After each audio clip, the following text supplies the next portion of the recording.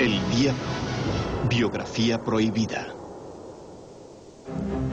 El infierno en la tierra.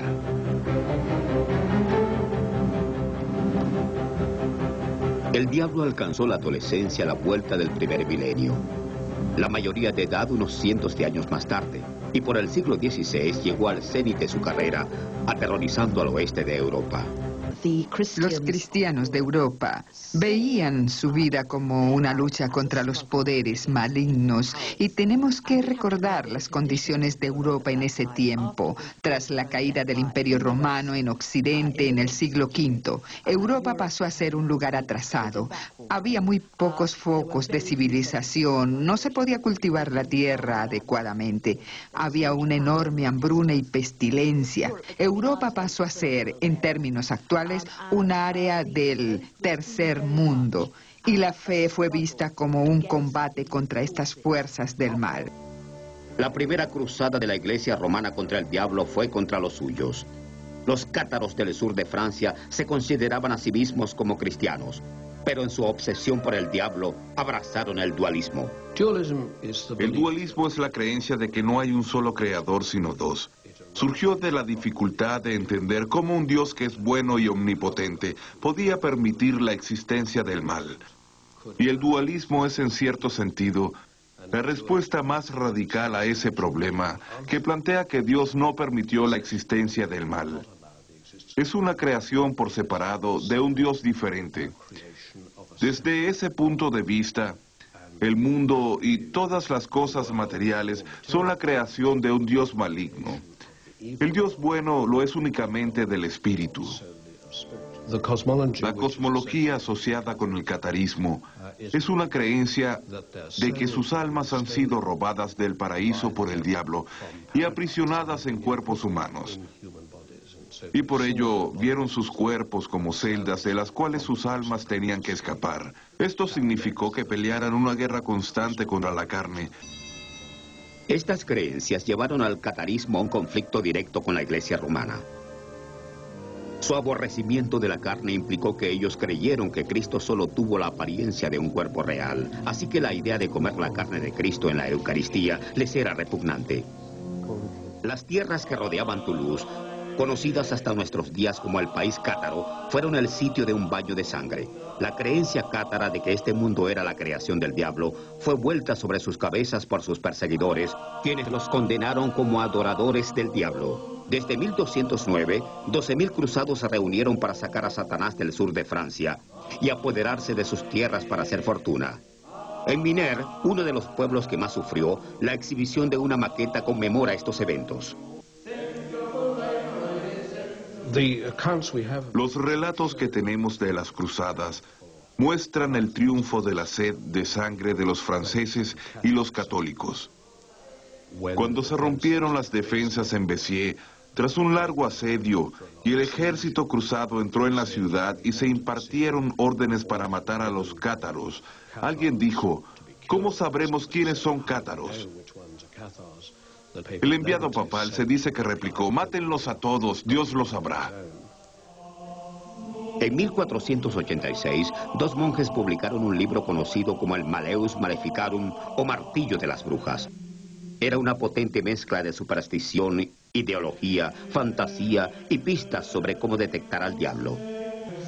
Pero el Malleus añadió una nueva dimensión. Proclamó que las brujas habían hecho un pacto con el diablo. Pienso que el Malleus recicla una buena cantidad de misoginia que en cierta forma no es típica de los textos de hechicería.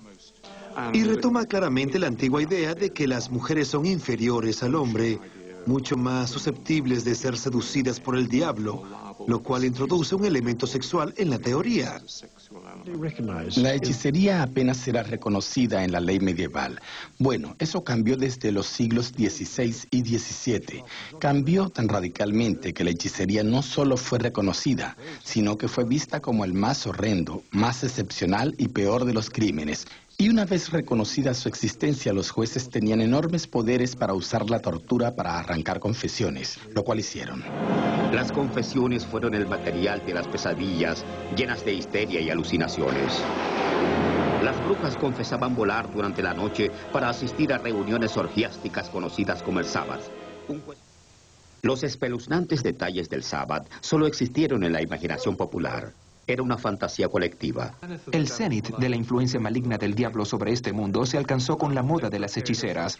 En un periodo de unos 300 años, más de 40.000 personas, principalmente mujeres, fueron quemadas, colgadas, asesinadas por las autoridades eclesiásticas católicas y protestantes. Durante este periodo, durante el cual la Iglesia romana estaba decidida a establecerse como el único poder religioso y espiritual en Europa, pocos de sus grupos opositores escaparon al cargo de asociación con el diablo. Para los cátaros, esto significó ser torturados, quemados en la hoguera y exterminados. Para las brujas, se convirtió en un asunto de vecinos que espiaban a sus vecinos, vecinos que acusaban a otros de estar ligados al diablo. Pero para un grupo, durante el periodo que va desde la primera persecución de los cátaros hasta el siglo XX, la acusación de estar ligados al diablo realmente no tuvo nada que ver con lo que hicieron, sino con lo que eran. Y ese grupo eran los judíos. El lazo entre los judíos, el asesinato y el diablo se remonta al nacimiento de la cristiandad. Cristo nació, vivió y murió como judío. Pero al separarse las dos creencias, los cristianos quisieron presentarse como los únicos portadores de la verdad. En el Evangelio de San Juan, Cristo le dice a los judíos que Dios no es su padre. Ustedes provienen de su padre, el diablo, y de su lascivia. Él fue un asesino desde el principio. Los grupos demonizados son comúnmente acusados de asesinato, pero los judíos iban a ser acusados del crimen más importante de todos, el asesinato de Cristo. En Norwich, durante el siglo XII, nació el mito de que los judíos conspiraban con el diablo para matar a niños cristianos.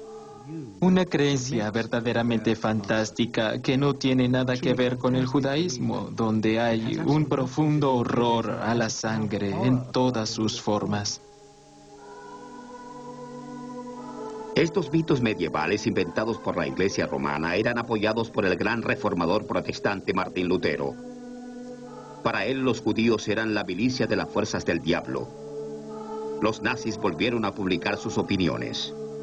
Ellos deben ser quemados. Viven por el mal y el saqueo. Son bestias malvadas que deben ser echadas como perros rabiosos. Si este consejo mío no les satisface, entonces encuentren uno mejor para que así ustedes y yo podamos ser libres de esta carga insufrible y diabólica. Los judíos. Estas ilustraciones provienen de libros que fueron dados a los niños de las escuelas alemanas como parte de la campaña de propaganda nazi de Hitler. Quiero que abran sus copias del hongo venenoso. Helmut, ¿quieres leer? Un diablo anda por la tierra. Es el judío, conocido por todos como el asesino de los pueblos y contaminador de razas. El terror de los niños en todos los países. Helga, tu turno. De pie, por favor. Desde la cara de un judío nos habla un diablo malvado. El diablo que en cada país es conocido como la plaga del mal. ¿Quedaremos libres de los judíos alegres y felices de nuevo? Entonces, deben combatir con nosotros para deshacernos del diablo judío. Hay una terrible ironía en el hecho de que la cristiandad demonizara y persiguiera a tanta gente. Si usted se pregunta cómo aprendieron a hacerlo, fue porque les pasó a ellos en primer lugar. En los escritos romanos de la época de los primeros cristianos, vemos que acusaban a los cristianos de reunirse de noche, adorar a un asno, chuparle los genitales y asesinar niños, como ofrenda de sangre a Jesús, su Dios hereje. Las persecuciones sufridas por los cristianos en los primeros siglos, ellos las cambiaron y le hicieron exactamente lo mismo a los demás.